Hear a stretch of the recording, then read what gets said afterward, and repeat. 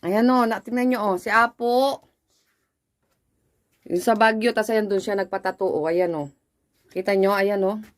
Tapos, Certificate of Appreciation, Obra Kultura.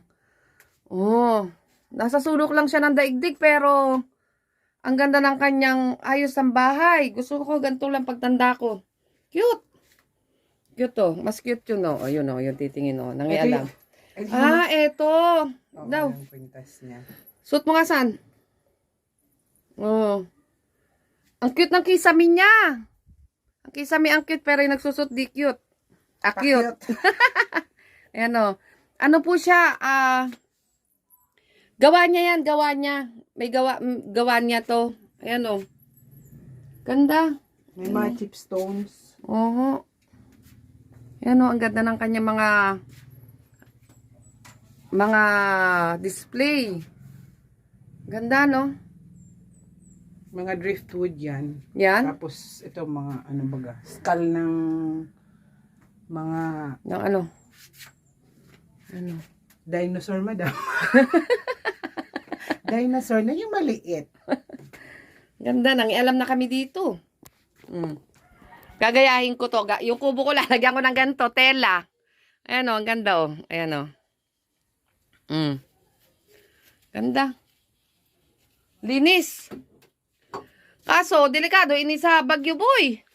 Patay mo ilaw dyan, sarado yung pinto. May TV pa siya, oh. O, diba? Ang cute lang. Pwede na to sa mag-asawa. Kaya ito niluluto niya. Check natin. Ano ini? Ano ini? Hindi ko alam. Gumagawanan siya Gumagawa siya ng tea. Ayan, oh. Cute na mga lutuan niya. Di ba? Ganda ng bahay mo. Ang cute. Ayan siya, oh. Ano man, bahay din. Linis. Ang linis ng paligid niya.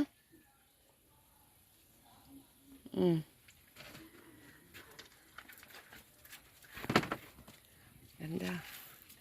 Ganda, di ba?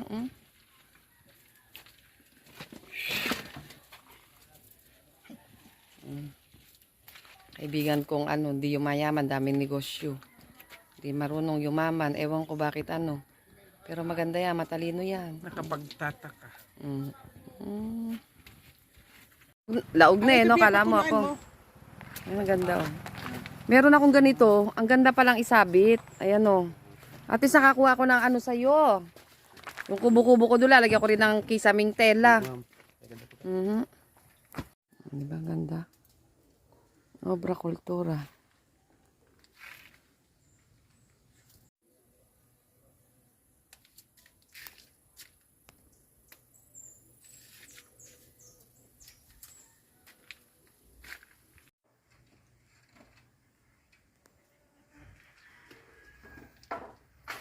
Baga.